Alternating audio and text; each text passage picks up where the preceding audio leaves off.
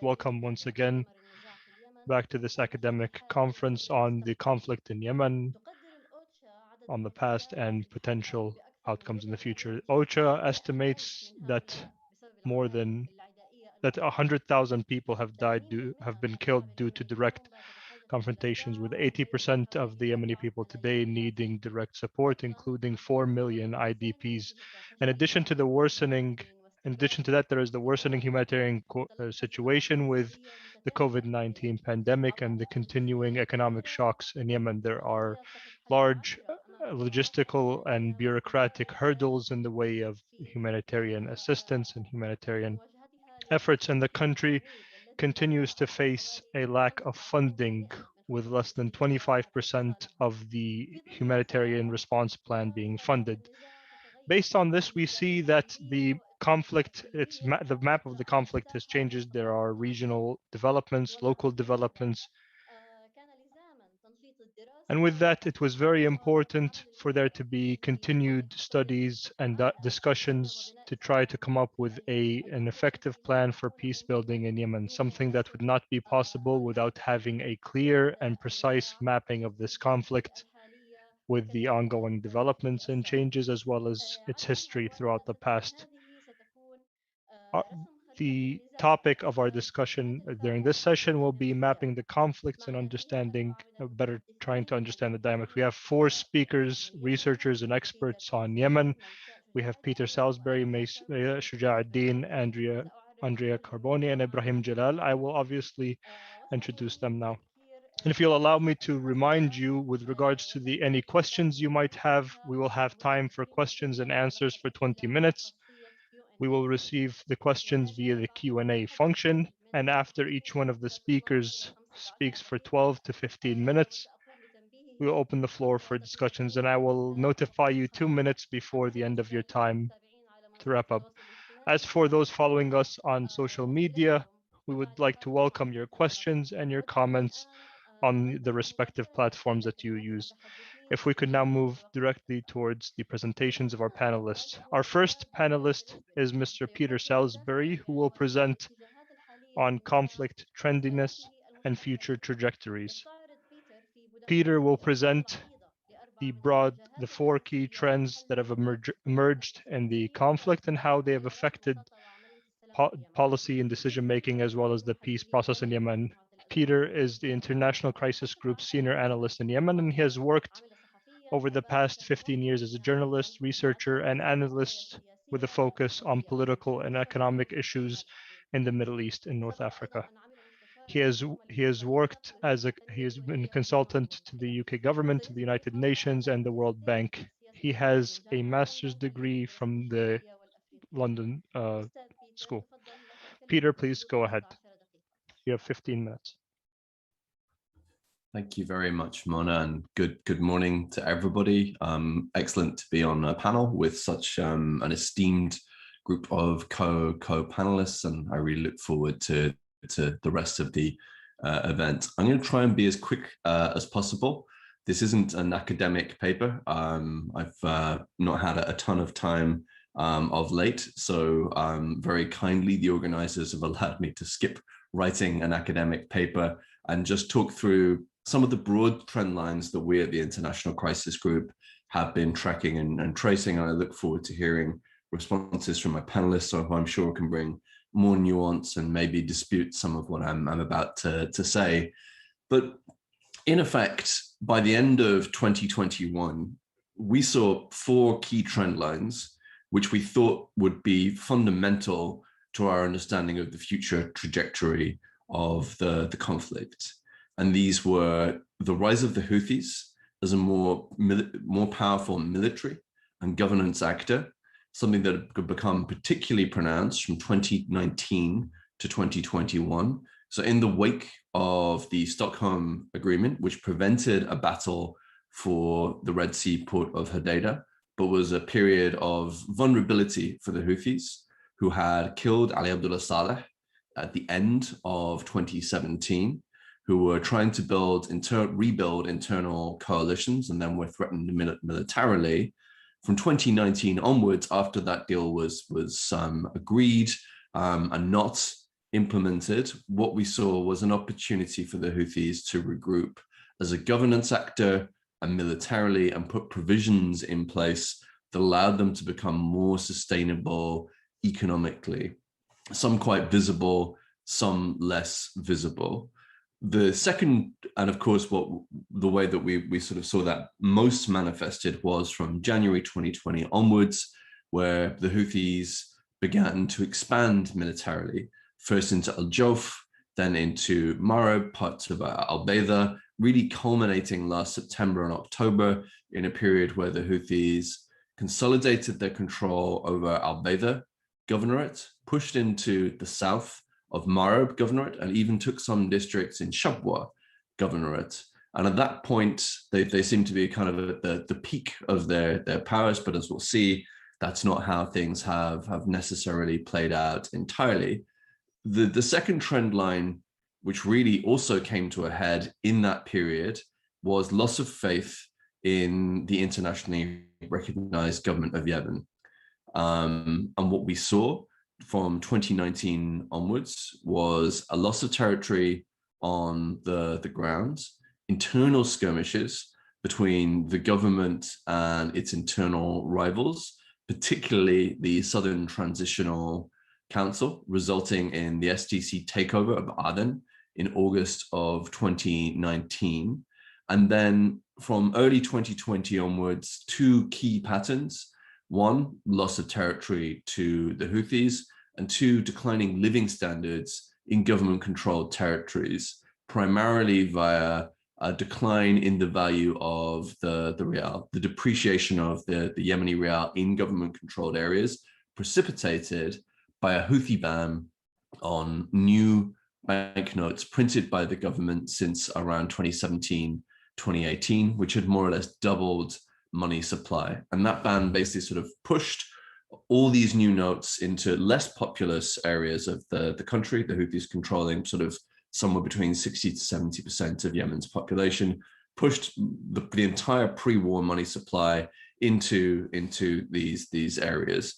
So the government by September, October of last year, struggling to contend with this worsening currency crisis, which continued into December of 2017 and resulted in a doubling in the cost of living for people in many government-controlled or nominally government-controlled areas, and at one and the same time, the loss of territory on the ground, leading to rumors that the government would be somehow replaced or reconstituted, reshuffled with some kind of governing council to oversee day-to-day management of the affairs of the state, such as it was.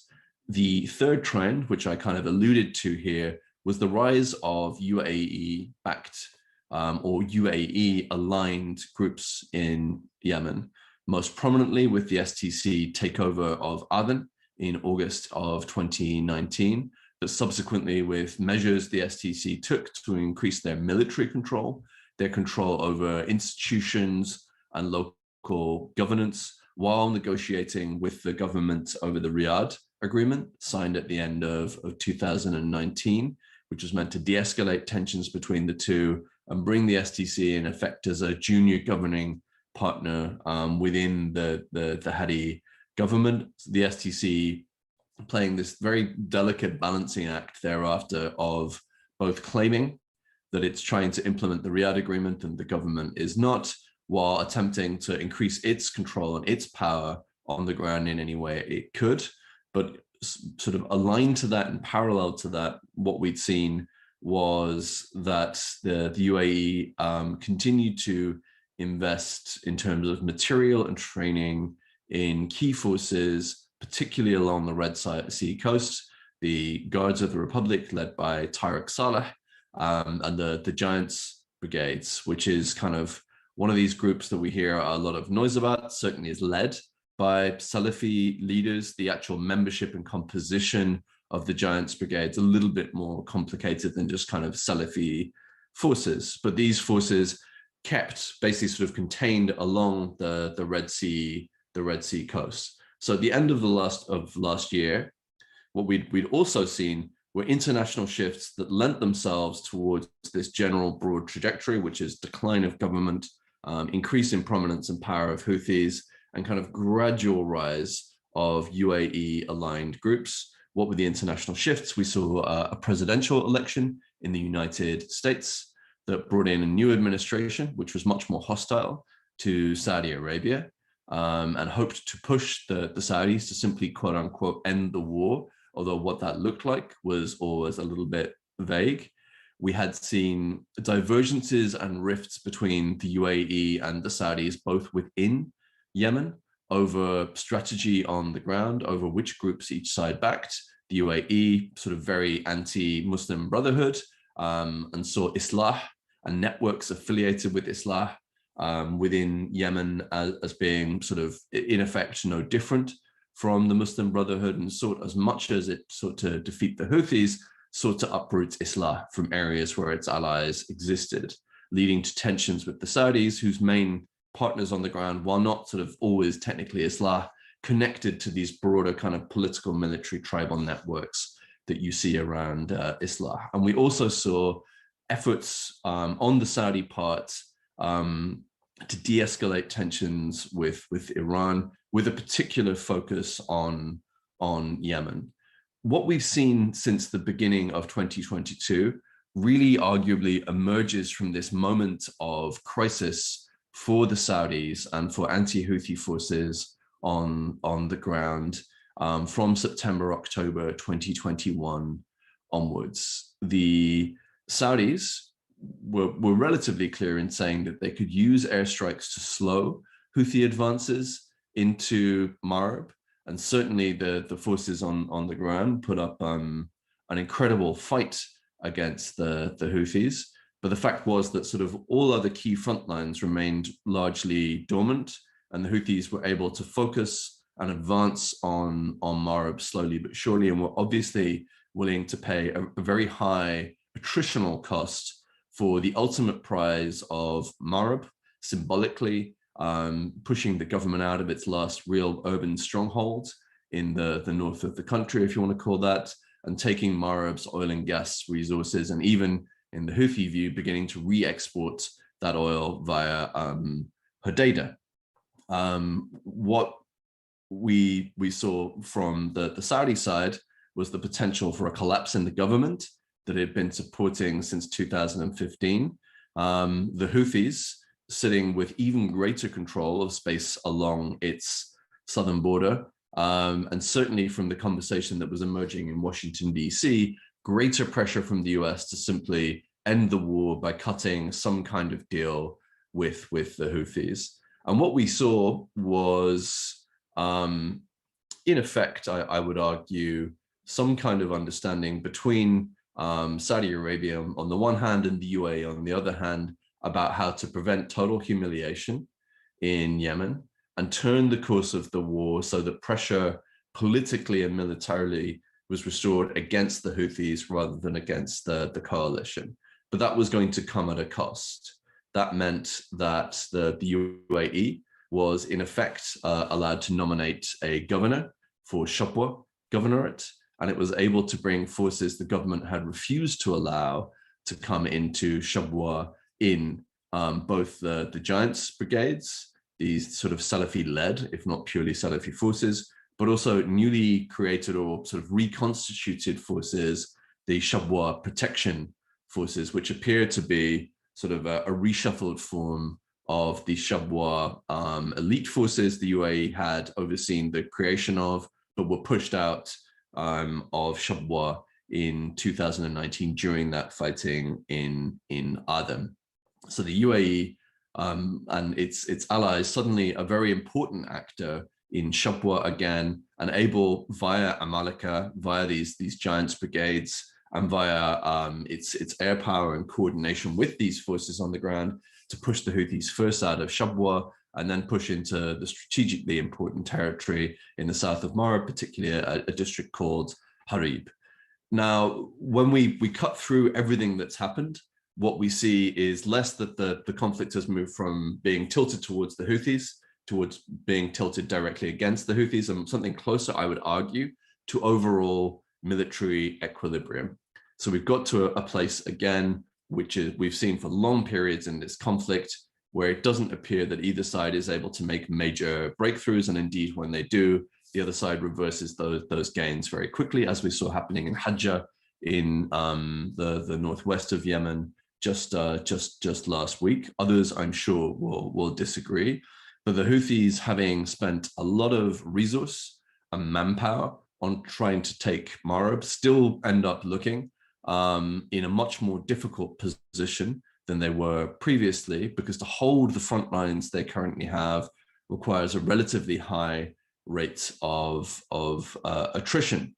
The Houthis also at the moment facing economic issues that haven't quite been there, that may burst some of this sort of claim they've made for strong economic governance. Too many banknotes in the government-controlled areas, not enough banknotes in Houthi-controlled areas, a real estate boom in Sana'a that appears to be cooling down. And the next trend line, though, this loss of faith in the government, that hasn't really changed. So whereas one could argue that Houthi losses in Shabwa and southern Marib would be a boost for President Hadi and for the government, the fact that the UAE had to exert influence, if not directly re-enter the conflict, given the strong statements the government have made against the UAE in previous years, isn't actually a selling point for the government. And of course, Yemen, there are always rumors, and I don't want to propagate any one rumor too many times, but certainly the story is that there is a bigger picture here, and that the UAE and the Saudis have bigger plans for their reconstitution of the anti-Houthi bloc with UAE aligned forces, maybe parts of the GPC, the General People's Congress, being brought into much more prominent positions in the coming months, domestically and at the national level. So we see the government still really quite threatened, even though the loss of Marib appears to be not imminent, which could have precipitated a complete collapse in the government.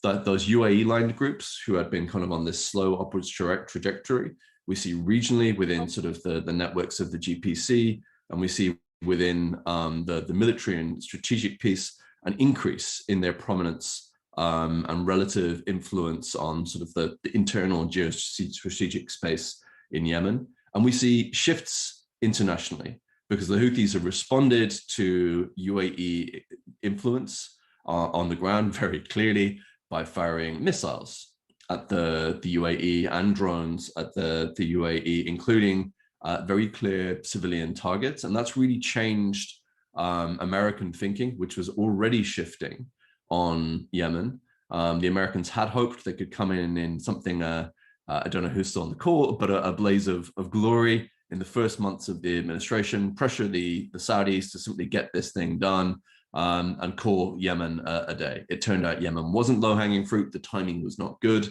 The Houthis were on the front foot. They saw no reason to compromise, and you do need compromise to stop the fighting. The US now considering a range of options, including a foreign terrorist organization designation for the Houthis, and the anti-Houthi external bloc, the Saudis, the Emiratis, more aligned than they've been than in the past, and really working on a campaign. Sure. 1 minute. Yep. And the Saudis and Emiratis pushing towards a campaign, if you like, of maximum pressure on the Houthis, politically, internationally, domestically, showing a united anti-Houthi front, showing a united anti-Houthi international community, and pressure on the ground economically through various different factors. So very, very quickly, if we take these sort of four trends as being pretty key to Yemen's future trajectories really are contingent on several points. First, the extent of Houthi resiliency, which people have very different opinions on. Some people seem to think they're always on the verge of collapse. I'm not one of those people. I think they are pretty resilient, and that's not to say that I think they are Superman. I don't think that they can last forever under economic and military pressure, but I do think that the population in their areas will be the first to suffer. The second question is the continued cohesion of the anti-Houthi bloc within Yemen. and the broader regional coalition of forces, which has been really sort of the main stumbling block to kind of a unified response against the Houthis. The third is international responses, whether we will see international cohesion continue on Yemen, and I'm sorry, Peter, that's but fine. if we could just Done. move on and give, we'll leave some of these important points to the question and answer session. Thank you very much. And I'm very, very sorry to interrupt you, but we will move on to the next speaker to keep up with our agenda. In your paper, you spoke about the effect that most recent developments have had on Yemen and the effect that this has had on this security and stability of the region. But one good point is that there seem to be opportunities that could be invested, which were mentioned indirectly, that could be invested in the peace process in the region. We will discuss these points in the question and answer or in a later session in the conference. Thank you very much for your presentation, Peter. And now we move on to Ms. Mesa Shuja'ad-Din, who will present on the dilemma of federalism in Yemen. Her paper discusses an important point of the political conflicts in the country since 1994. Mesa is a senior researcher at the Sana'a Center for Strategic Studies. Her writing and analysis have been featured in numerous media outlets, such as As-Safir al-Arabi, Al-Arabi al-Jadid, and Al-Monitor. Shuja'ad-Din holds a master's degree in Islamic Studies from the American University in Cairo, and her thesis focused on the rise of Zaydi radicalism in Yemen. Go ahead, Ms. Mesa. Ms. Mesa, if you could please unmute yourself. Thank you, Muna. Thank you very much, Muna. I would like to thank all of the guests and the other panelists, and thank you for inviting me. I will now be discussing the issue of federalism. I believe this is a very important issue for two reasons. The first is relating to the nature of Yemen as a state, as a country. It is a country that has an area of around 500,000 kilometers squared. Its geography is very rough deserts and mountainous areas, and most of the population is centered in the north. It is a country that has very high population growth. There's a population of 30 million or a bit less. These were from statistics before the war, but after 8 years of war, this would have changed. It was around 25 million in population before, and well, distributed over 100,000 residential areas. This is very dispersed. Most of these residential areas or agglomerations have less than 100 households. And this obviously imposes very large political challenges to any Yemeni state, especially if it is a centralized state. And that's the first reason. The second reason is the issue of federalism was a very core issue of the dialogue and discussion since 2011. It was presented before, but since 2011, it has become a pivotal and central issue in Yemeni politics. Federalism at the beginning of the establishment of the two modern states in 1962 in the north and 1967 in the south, the issue of federalism was not put on the table. There was a more nationalistic ideology with a central state, and this was seen as the natural state of things. This was up until 1989 when Yemeni unification was discussed. Yemeni unification is something that has been presented and discussed for a very long time, but in 1989, the situation in the region was suitable with the collapse of the Soviet Union and there being a political will, or at least a political necessity by the two parts of Yemen, the two states, to start working on the unification of Yemen. During this period, the issue of federalism was presented first, a confederal system between the two parts, but according to historical narratives by most sides, Ali Salim al-Bid, in a meeting with Ali Abdullah Saleh, he suggested unification and a central state, and this is what was done. Ali Abdullah Saleh was very supportive of this idea. Yemeni unification was achieved in May of 1990. And then once again, the issue of federalism was presented as a solution to the problems faced by the modern state in Yemen. But when both sides signed the agreement of peace and of accord and consensus, which would aim to try to avoid the civil war that happened after the unification in 1990, they approved the idea of decentralization, of having decentralized authorities and local councils throughout the governorates of Yemen. But this was not implemented because the civil war started and Ali Abdullah Saleh started to move away from the implementation of this. Up until 2000, with pressure from the opposition parties and many actors in the Yemeni political arena, the local council's law was issued in 2000, and the first local elections were held in Yemen in 2000. Legally, at least on paper, theoretically, these local councils and local authorities had authority and they had power, but practically everything remained in Sana'a, and the Yemeni state was extremely centralized. When I say it was extremely centralized, I mean even the most simplest things, primary school certificates or diplomas, the most simple of documents, people would have to travel from very distant governorates, sometimes taking a whole day to travel to the capital, Sana'a, in a country where the transportation network was still very basic, and a country that is very widespread. So people had to go to Sana'a, travel to Sana'a just to do these very simple processes. And sometimes even their salaries they would have to receive in Sana'a. And there was extreme centralization of authority at the time. Ali Abdullah Saleh got used to governing and ruling Yemen individually in centralism, and usually the idea of centralization is linked to this kind of this type of rule. In 2011, once again, the issue of federalism was brought up, and it had gained a lot of momentum. And very clearly, we can see that most of the political elites, from both the north, and when I speak of the elites in the north, I mean the Zaydi elites from north of Sana'a who have dominated the political situation for more than 3 decades. These elites refused the idea in the beginning, including the leadership of the Islah Party, which was a broad coalition of tribal and Islamist members. And it was also rejected by the GPC, Ali Abdul Saleh's party, and the Houthis. They all refused at the beginning, but the Islah reconsidered, and then the GPC also reconsidered, and the Houthis continued to try to maneuver around making any commitments. At the time, the core of the issue of federalism, which was discussed at the National Dialogue Conference, which started in March 2013, but from March 2013 until January 2014, the end of the NDC, this issue was not discussed clearly for many reasons, and it was avoided most of the time. In the last session of the NDC, and in an undemocratic fashion, had approved the creation of a committee from inside the NDC, and the function, the mandate of this committee is to produce a plan for federalism in the country. So the shape of the state will be determined by this committee, which was established by Hadi in an undemocratic fashion.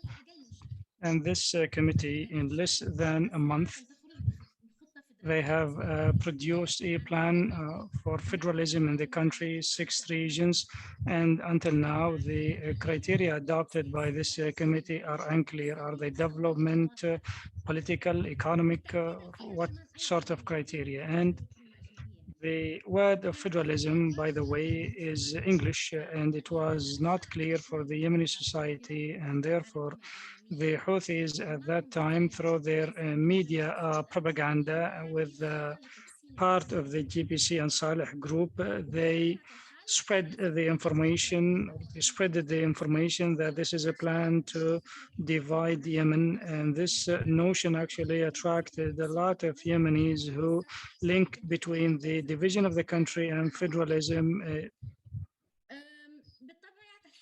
And this federal proposition was refused by the vast majority of the political parties, with the exception of Hadi and the Islah Party. GPC, Ali Abdullah Saleh, and the Houthis were jumping sides. They, first of all, they fully rejected the idea, and the Houthis, they tried to be aligned with the southern blocs, the Socialist Party and the Southern Movement, or Hirak, these two later parties were calling for a federalism of two regions in the country on the borders of 1990. And the Houthis were flipping sides. They claim that they are with the southern Iraq, and sometimes they say that they're against federalism, and sometimes they say that federalism has isolated the Zaidi region and that the Azal region is created on sectarian lines, and this is true. This region was for the Zaydis, and the Houthis wanted an opening to the sea. So their demand was to have a seaport or an outlet to the sea. So their demands were changing, and the different propositions on the table were to have a federalism of two regions, or a central state, and or to change the Zaidi region and to have a coastline for that region.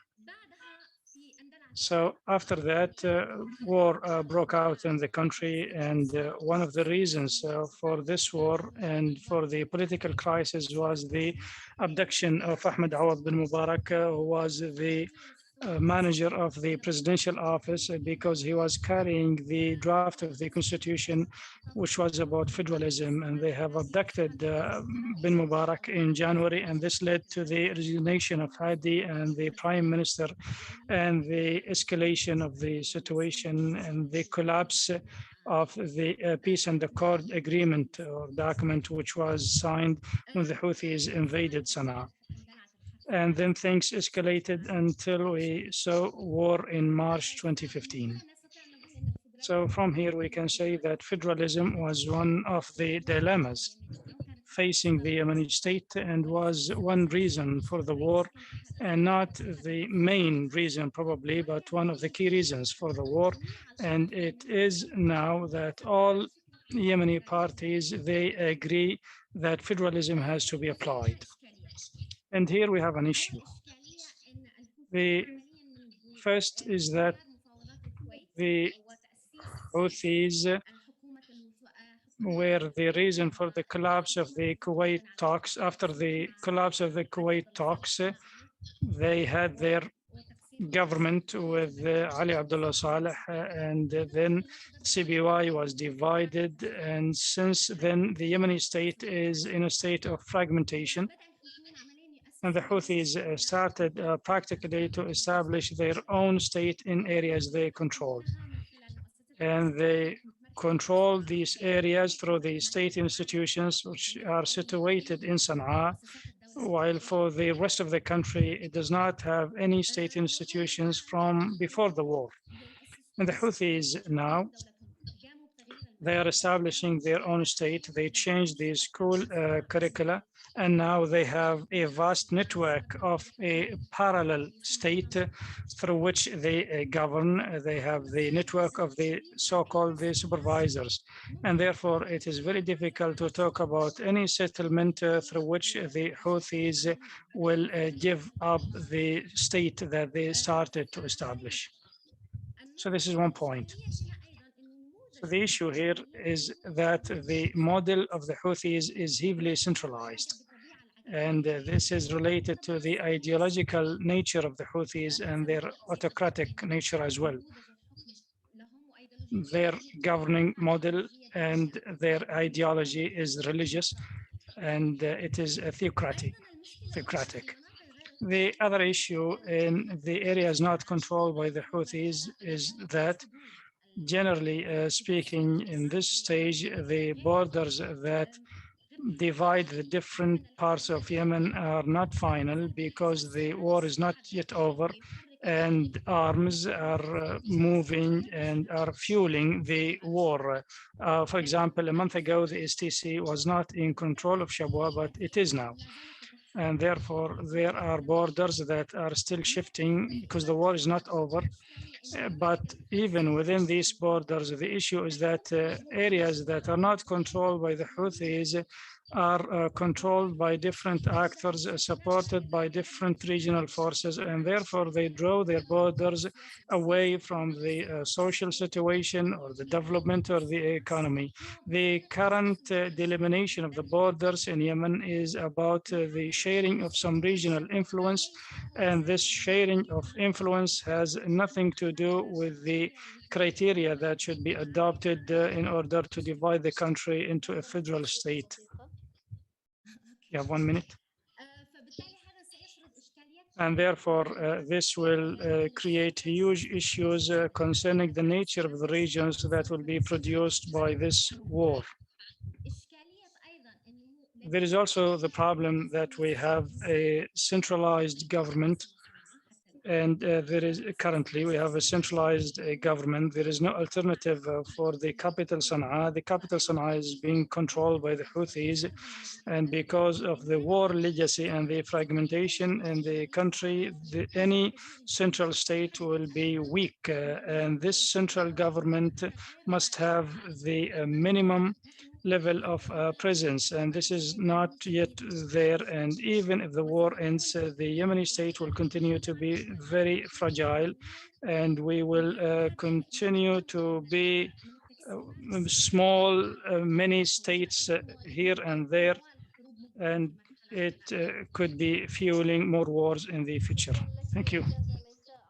Thank you, Ms. Mesa, for this excellent presentation about federalism in Yemen. This is a renewing discussion for years, and the approach or the perspective of some and their arguments, actually, they think that this is a way for peace in Yemen. Others believe otherwise. Thank you for this intervention, and let me change the program of this session. I'll give the floor now to Mr. Ibrahim, and after that, I'll come back to Mr. Andrea. This is because of the cross-cutting nature of the topics, as Ibrahim will be discussing an issue that is very close to Mesa. Ibrahim Jalal will be talking about the NDC's institutional design and implications of it on the representation, negotiations, and outcomes.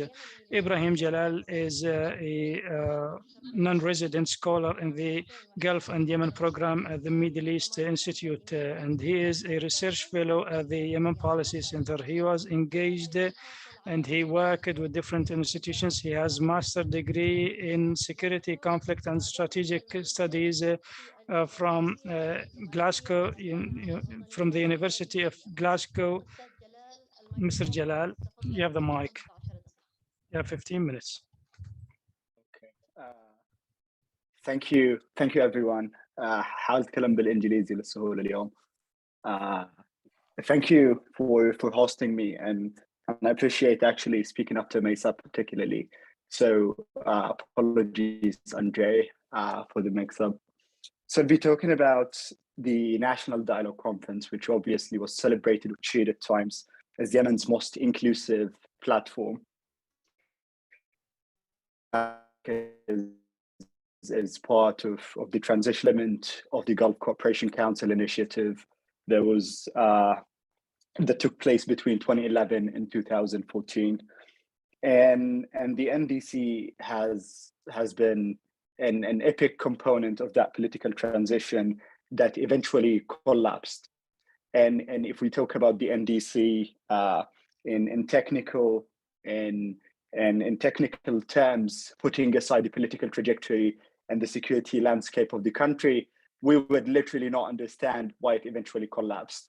So as much as I go today into the institutional design of the NDC through using an illustrative example of the state building working group, and this is basically based on over a dozen of interviews and of course synthesis of available literature and the proposals that were put forward by the engaged parties. So in today's discussion, would like to look at the implications of the institutional design in three phases. First, on representation and representation and inclusion are big things when it comes to the peace process. The second, in terms of negotiation dynamics, and of course, how it enabled or sort of at times constrained the bottom-up forces of the civil society or young people, youth and women in particular, who came in the post-Arab Spring uprising. And third, in terms of the outcomes of all of these processes. So generally, the NDC started in March 2013 and then eventually finished in late January 2014. And it was supposed to happen way much earlier. And the delay basically stems from the political landscape that was stalled for some time then. And it was as big as we had about 565 delegates, theoretically drawn from across the social, political, and religious forces in the country. And they were distributed eventually into 9 working groups, some of which were key in deciding the way forward in Yemen. And one of these was the Southern question, the other was the Saada case, and then we had, I think, the most important committee, and that is the state building, which actually overlaps with some of these cases. And within this, then we had the technical preparation committee that has basically allocated 50% share of seats within the NDC for the Southerners, given that we noticed some sort of opposition by the Southern Iraq or Iraq al-Janubi to engage, and also the Southern elite, such as Ali Nasser and Ali Salim al-Bid and the other leadership of the Southern movements generally. And then we had the inclusion of certain actors that were not included in the GCC initiatives. And this, for example, deals with the civil society, who actually had at least 1/5 of representation, and then 20 to 30% per youth and women in each group that was engaged. And then we had also the Houthis as an armed movement or an armed group who actually were neither signatory to the GCC initiative nor a political party like the rest of actors who were not represented, yet were engaged. And at the same time, despite this inclusion, we also saw a marginalization of some regionalized levels of grievances. So if you look, for example, at Ma'rib, it was an oil and gas hub where electricity would come from. You'd see the cables flying all over Ma'rib, but then nothing is for the generation of power and the electricity, and that is just one form of grievances. And then you have grievances in Hadramaut, and you have those in Tahama. So we saw some degree of cherry picking of grievances, and these were determined by a few factors. First, the threat perception to the whole idea of regime survival, of regime security. And this actually did not speak much to the genuine desire to resolve long accumulating grievances in the country. So yes, you had these important grievances that could expand in terms of geographical scope within the country, but again, they will not address all of these issues as you seek a new political map, socioeconomic one for the country. And then you have also political parties. So you had new political parties that were engaged, such as Just and Building Party, which was basically established after the Arab Spring. And at the same time, there were an exclusion of other political parties, such as a Tadamun. And then if we look at the management of these groups at the leadership level of how they were micromanaged, you'd see also, some sort of political bargaining in terms of allocation. So you would see, for example, a porter coming from the civil society or youth and women groups. You would see a chair of a group coming from one political party, and then the deputy from the other. So there were also these mechanisms by which they would ensure diversity, at least in representation, even at the most symbolic level. And within our case, so we saw, for example, so the delegates, we said, were distributed in 9 committees or 9 working groups, some as big as 81 participants, and some as not relatively so small to as had 40 members. And to me, regardless of the interviews that are conducted, I think the whole number is literally large. Although, data, at least, or the opinions of those interviewed suggest that the number is just fine and didn't, speak much to the quality of negotiations. And I think this can be also refuted as we go into the overlap between the working groups. And then as we go to the negotiations at the state building working group, so the whole idea of this committee was basically to envisage a new political path for the country, whether in terms of the shape of the state, the structure, the political and social foundations, the separations of power, the identity of the state, and of course, federalism, which Mesa have helped me so much by talking about in terms of the different views that the political parties had and the political maneuvers or political ping pong between Saleh and the Houthis, the socialists and the Southerners, etc., etc. So in the consensus building, we had an estimated 55 participants, and the whole agenda in the first 3 months between March and June, they figured out that there was an overlap in terms of discussions, that the whole pace of discussions was actually slowed down. So when they came to discuss the whole idea of federalism, you had the Southern members within the committee voicing out against further deliberations within the state building working group. And that actually raises one question. Should we have had at that point a central theme by which we determine the basic ideas to develop consensus and then depart to break down all the issues, or vice versa? And then at the Southern group, we had also a scenario by which they failed to actually reach consensus, or even in the event of failing to have consensus, to have 75 majority vote to actually go in direction either for or against the proposal. So within the committee, according to the negotiation guidelines, prepared by the Technical Preparation Committee of the NDC, if parties fail to develop consensus, which is basically the mainstream decision-making mechanism, then you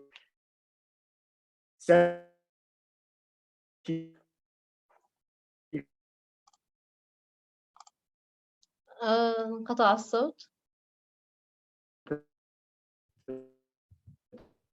أستاذ إبراهيم. If we had basically, you would have to eventually 25% DHK.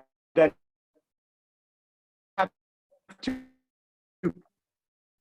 أيوة هل تسمعيني؟ نعم تفضل. هل الصوت موجود؟ نعم تفضل، أمامك 5 دقائق. Yeah, 5 minutes. نسمعك أستاذ إبراهيم. Would you please unmute yourself?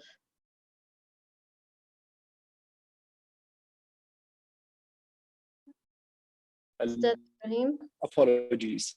So we had 2 cases. أستاذ هل إبراهيم. تسمعيني؟ نعم أسمعك الآن، تفضل. نعم ممتاز. Apologies, classic.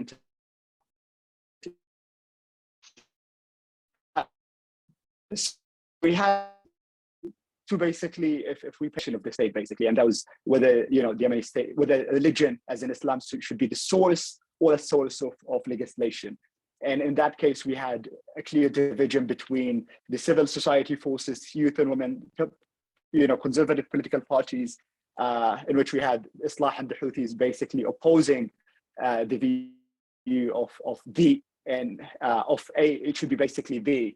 And then we had a member, for example, of that particular committee defaming fellow colleagues or delegates of the committee to the extent of accusing them of going against the religion or describing them publicly as takfiris. And then the consensus committee would come to seek and develop consensus among the different parties. And then we had, for example, Professor Ahmed Sharafuddin, who led the Houthi team within the delegation, eventually made a concession so as to push this forward to the consensus building. But then we had a scenario in which this whole, consensus building or 75% majority decision-making mechanism didn't work. And that was the case of federalism.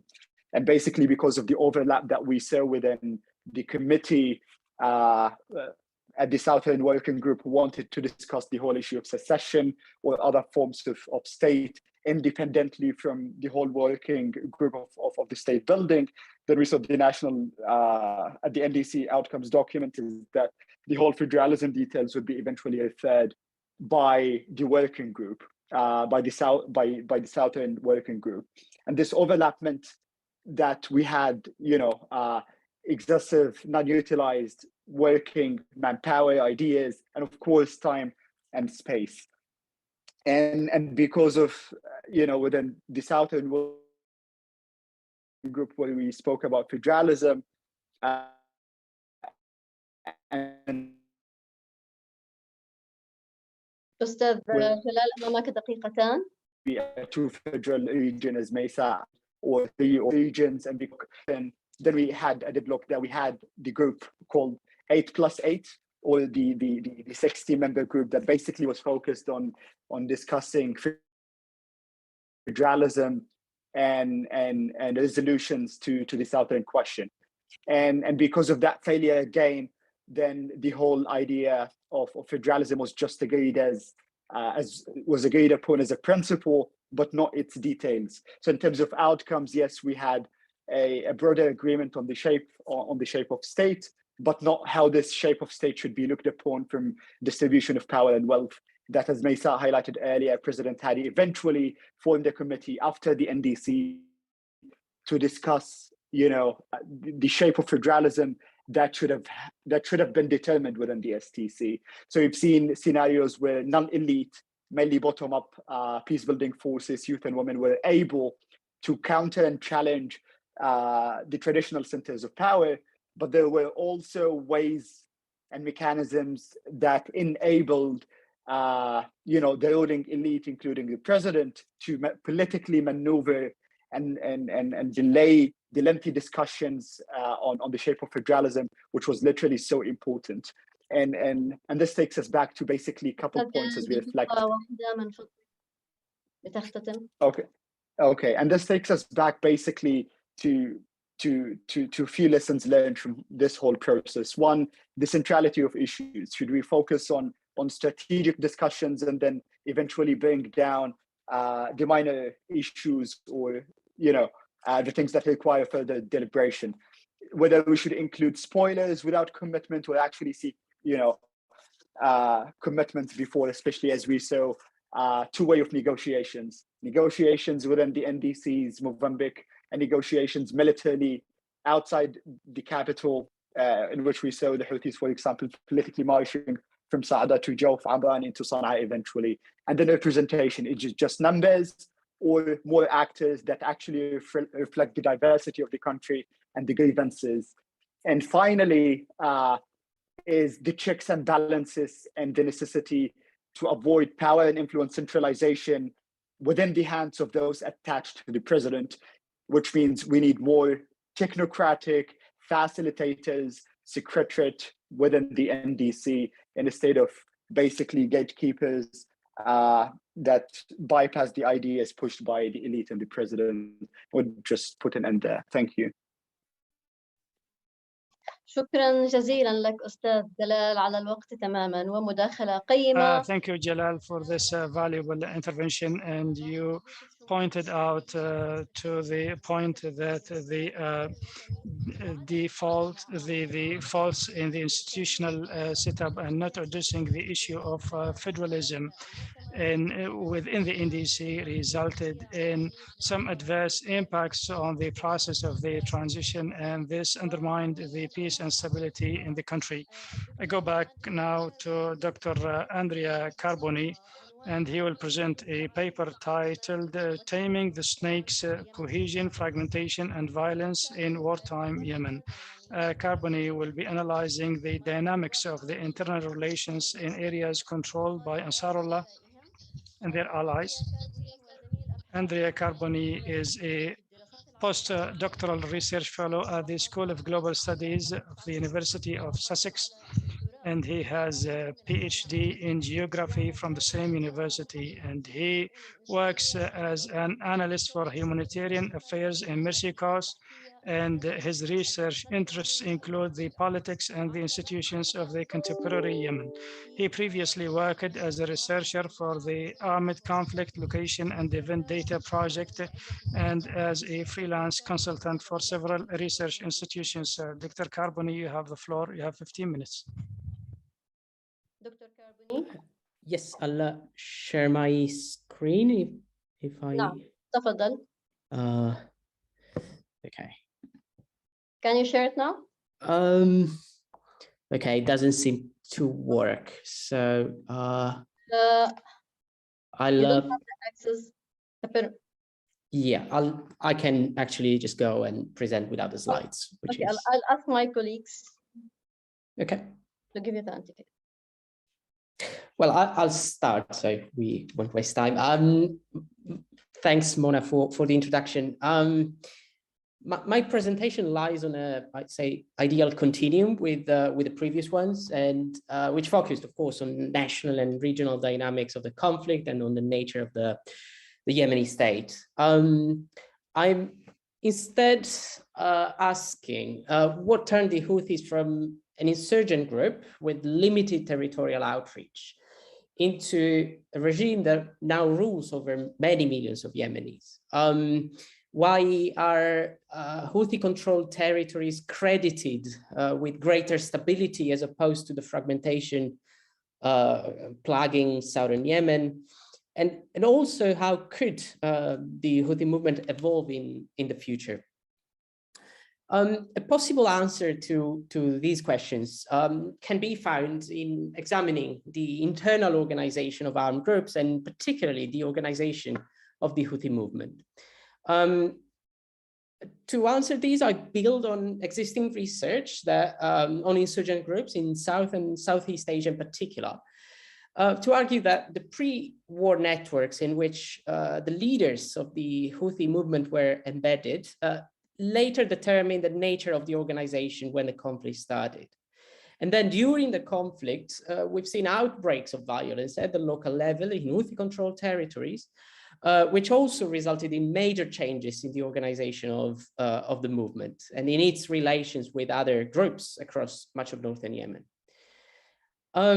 So to start, I mean, I wanted to present in the slides kind of some tables, but it's okay. I mean, the first... نعم يمكنك المشاركة الآن. Oh, yeah. You can share now your slides. Doesn't seem to work, but okay. Oh, that's fine. So the first step is to kind of conceive our groups as networks in competition against each other rather than uniform institutional entities, which usually are formed by discrete sets of actors. And by doing these, we can analyze armed groups beyond the classical distinction between state and non-state actors, which is especially pertinent to Yemen, where these boundaries are often blurred and where a characteristic of many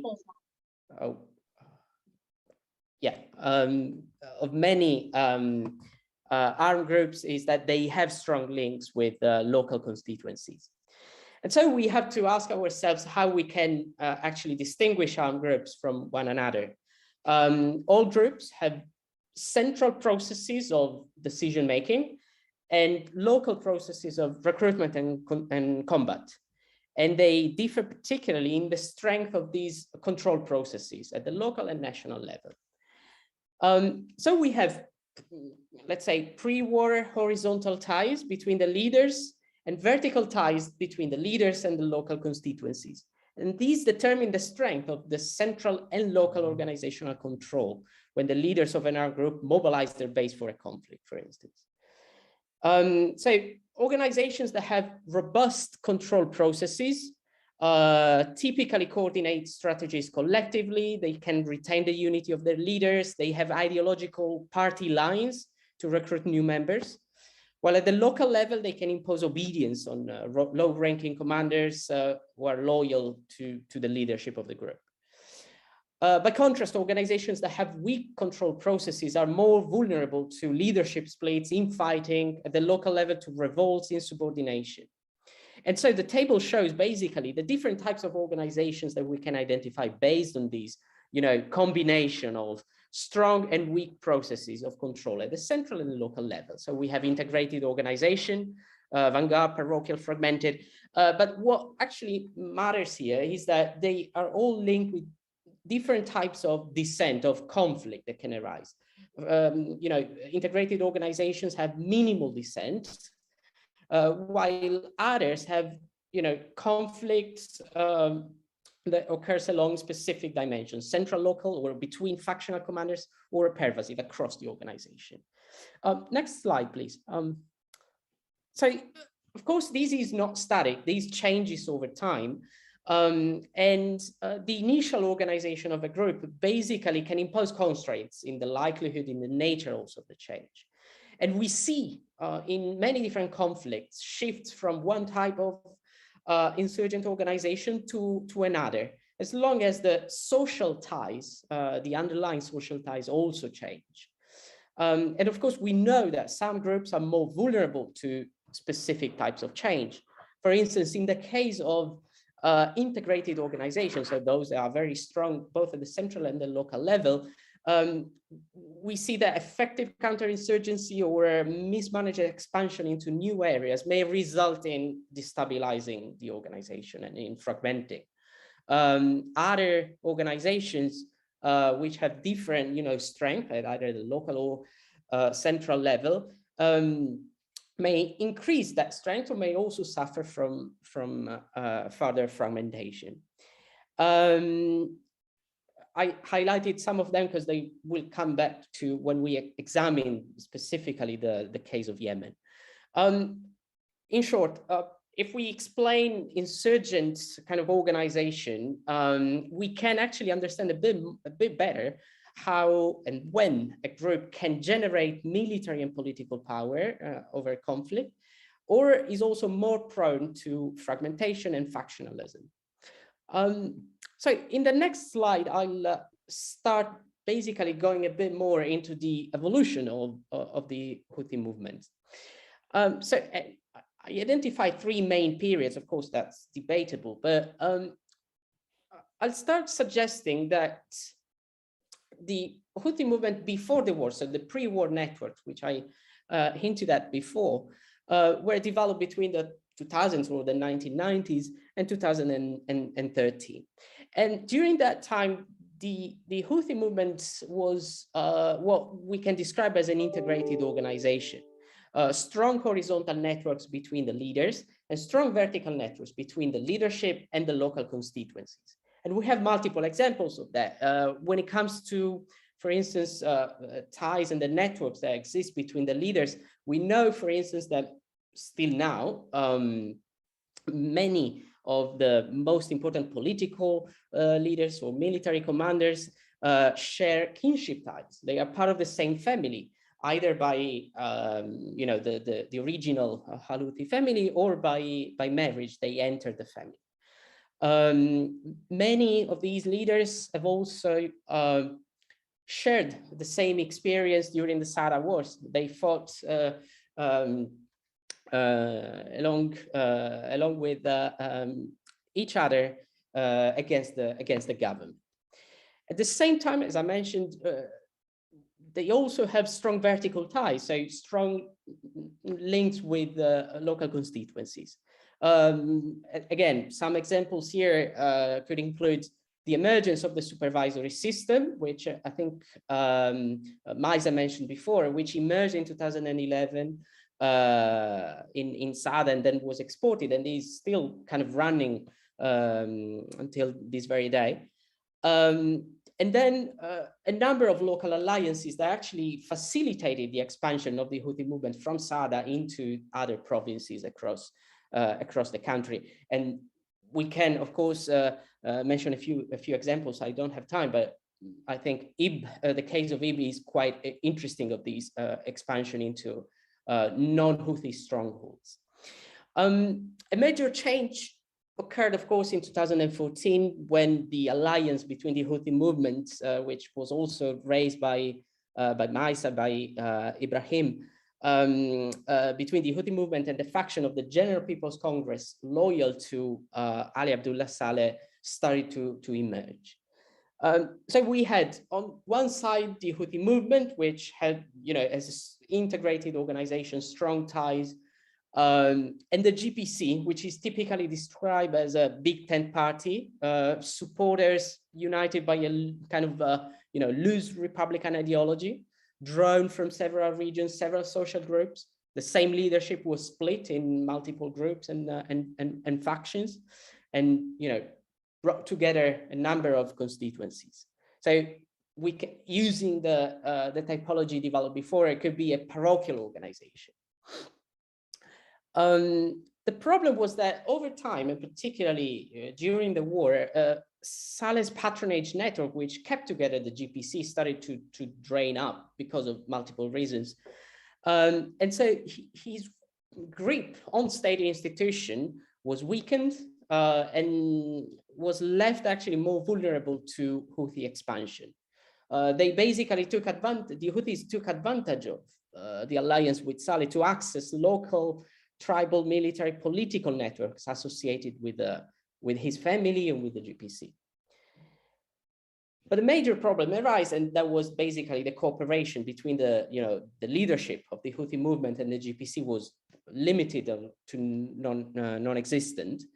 We had the Houthis accusing Saleh of conspiring with the coalition, and Saleh accusing the Houthis of bullying, basically, of removing GPC loyalists from positions of power.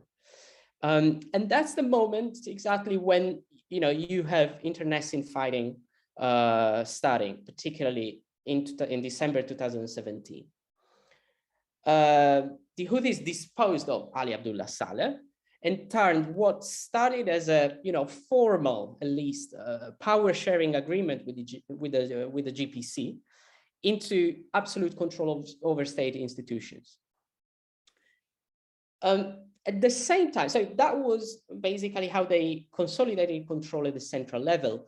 But at the local level, they also faced increased instability due to the fact that Saleh's mediating role, let's call it that way, came to an end. And many local leaders that were associated with the GPC rebelled against the Houthis. And to some extent, they exercised a weak grip on many parts of northern Yemen.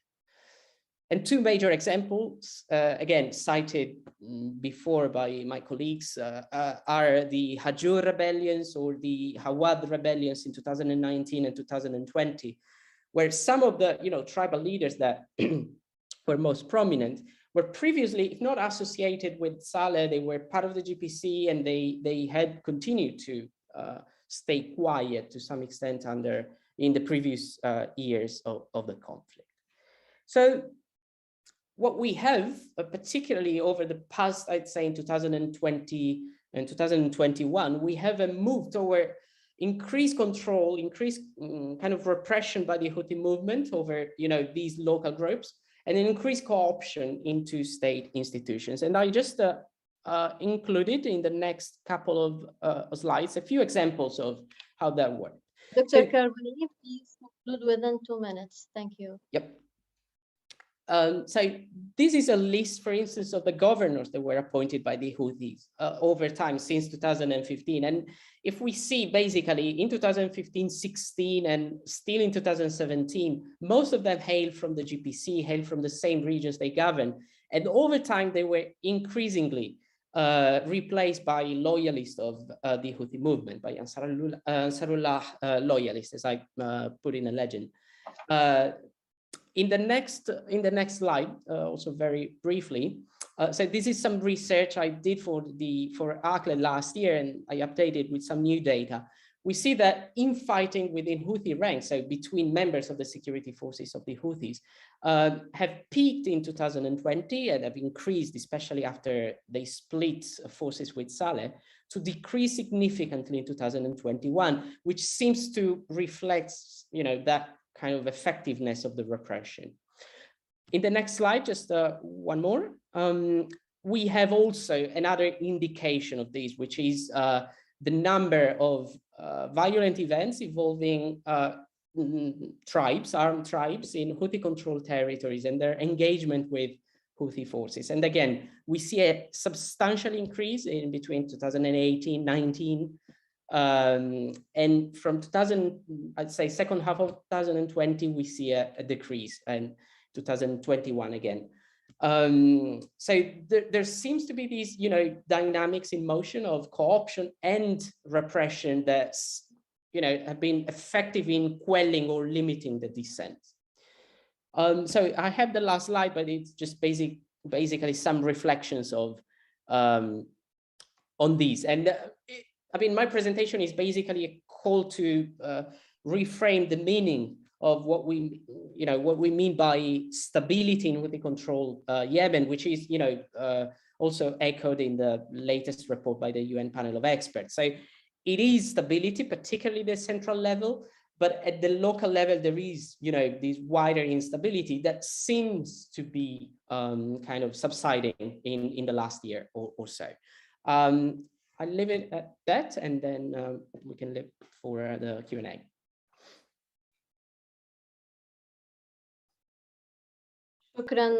Thank you very much, Dr. Andrea Carboni. Thank you very much for giving us this magnified and detailed look of the internal actors. And this is a very important part of trying to map and understand the dynamics of the conflict, and trying to understand and will help in trying to reach any sort of settlement. The papers presented in this session or during this panel have looked into different actors, different levels, and trying to understand the dynamics of the conflict. Despite how difficult the situation looks, and with the escalation and the crises that are occurring, obviously at different levels, there still remains a light at the end of the tunnel. And understanding this conflict better and in a more detailed manner helps us understand, or helps us trying to find this thread to these opportunities and to this hope, and trying to settle this conflict as soon as possible.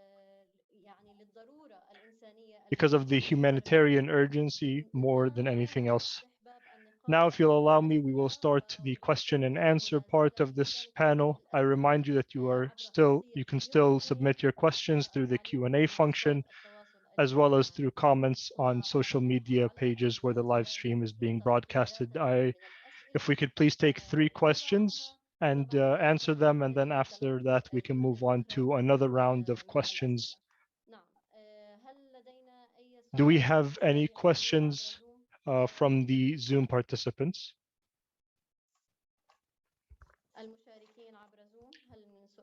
The Zoom attendees, do you have any questions for our panelists? Okay, I will move on to asking some of the questions that we have received through the Q&A function, as well as through the social media pages or broadcasts. The first question is to Peter. How can there be work to build confidence between the various parties to the conflict? And how would you describe the role of the United States of America in the ongoing peace process? Please go ahead, Peter. Thank you very much, Mona. And just a warning, I'm going to have to jump off the call in a few minutes. I do apologize, but I have an engagement after this. Very, very quickly, I mean, that really is the billion-dollar question. Is it possible to build trust? And the very simple answer is that the trust requires compromise. And compromise has been fundamentally hard to produce throughout the conflict. And many people will say that the Houthis are incapable of compromise, or that they only engage in negotiations in order to improve their situation, regroup, and push again. And of course, when you take this point to the Houthis, they will of course argue that the truth is that on the other side, this is the case. But I think the last 2 years, with efforts on the 4-point plan, the joint declaration, really showed the limits of anyone's willingness or ability to compromise in any way, shape or form. But the Houthis in particular, when they were on the front foot, That's unquestionable. So what are people willing to give up in moments of strength? I think becomes sort of the fundamental challenge, and that goes back to this conversation about ripeness, ripeness for peace, which we don't seem to have a lot of. The US position in the conflict has been 1 foot in, 1 foot out throughout, wanting to retain regional alliances, but not wanting to be seen as a party to the conflict.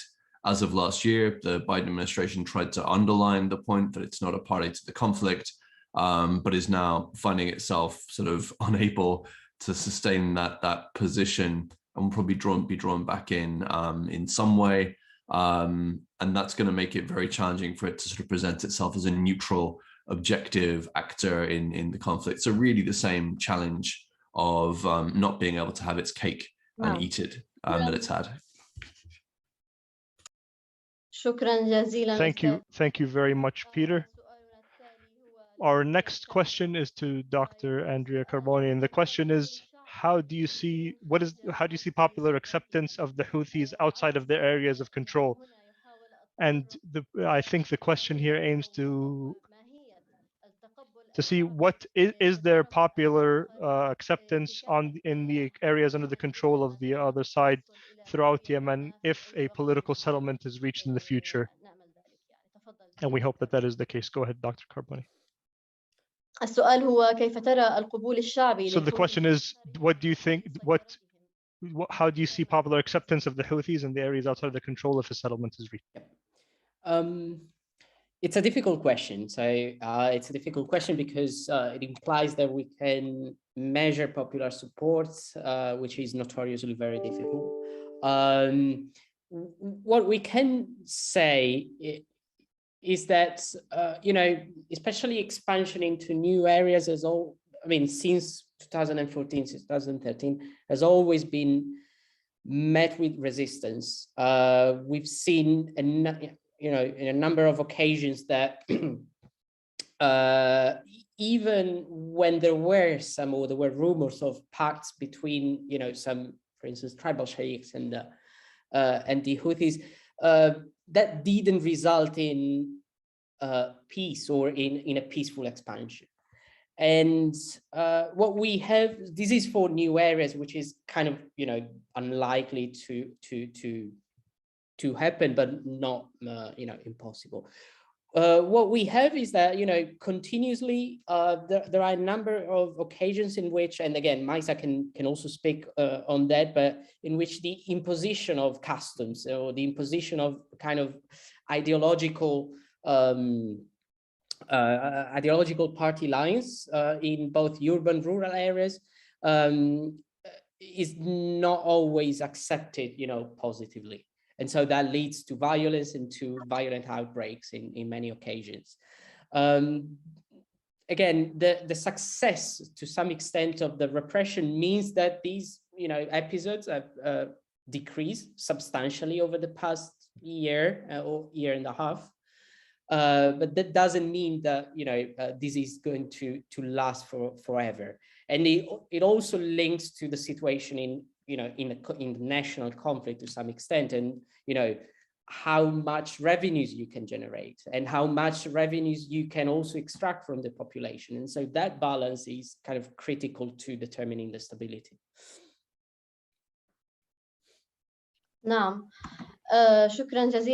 Thank you very much, Dr. Carboni, for your answer. The next question is to Ms. Mesa Shuja'ad-Din. The question is, do you think that there is a possibility of implementing a federal system in Yemen after the war ends? And would it be possible to achieve an inclusive and consensus-based form at the national level in making a decision like this? Please go ahead, Mesa. Mesa, you seem to still be muted. Please go ahead.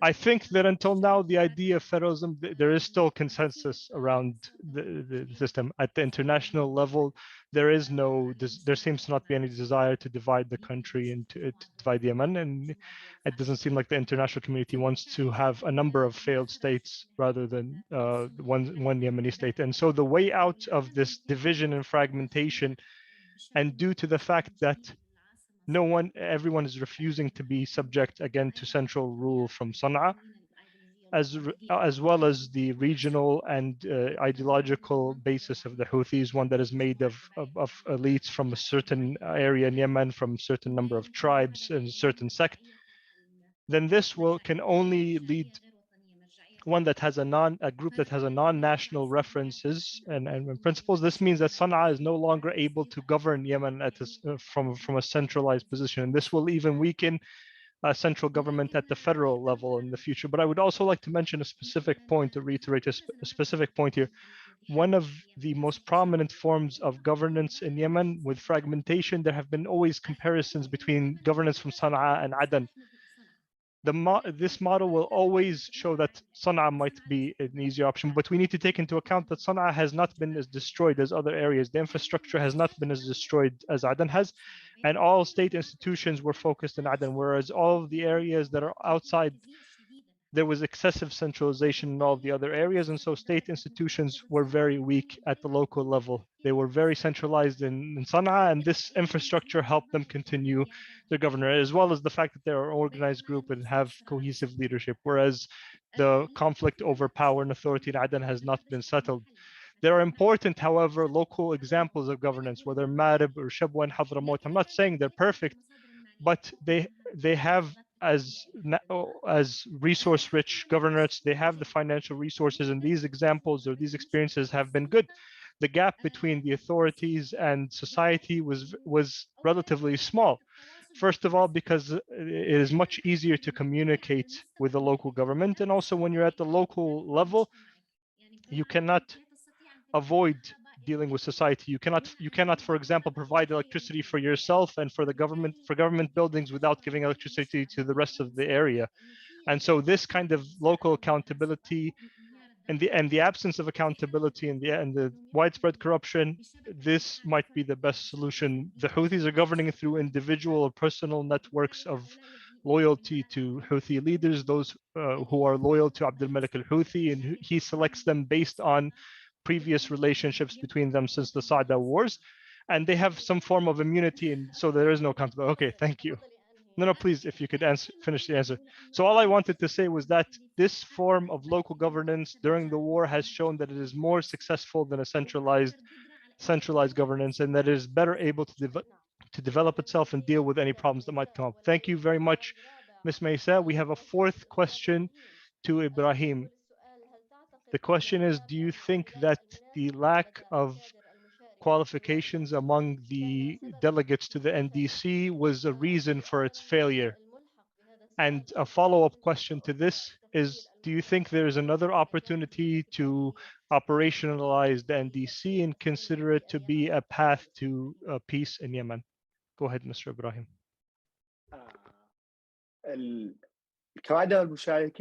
The participants and the delegates to the NDC, they were selected in different methods. One of them was based on nominations from the political parties. Some of them were from different political groups. And usually it's difficult in this kind of way to have, with this level of diversity, to have fully qualified people be all of the delegates. And this, what we've seen was representative of Yemeni society. And I think this is something that we cannot ignore, but obviously it has its implications and there are things that can be done to improve it. The second aspect is that the NDC was in a different context than the context that we are in now, and looking at it as a sort of holy scripture is a grave mistake because the situation has changed significantly. But there are items in the NDC on the form of the state, for example, that can be an important form of continuity for these vital discussions based on consensus, obviously, among Yemenis. There are some political aspects relating to a social contract, to the form of the state, and there are many efforts by the delegates to the NDC, and this is something that we cannot move out of the way and start from scratch. It is an important starting point for further rounds of discussions, and I think it can be that. It can play that role. Thank you very much, Ibrahim. Now, unfortunately, our time is up for this panel, for the session, and we have to adhere to the agenda as much as possible. If you'll allow me to conclude this session so that we can take a 5-minute break, and I apologize again for the short break, but we will take 5 minutes and come back to the next panel so that we can continue on our planned agenda for this conference. Thank you all very much. Thank you to the panelists and researchers. Thank you for your excellent presentations that have truly enriched our discussion today. We will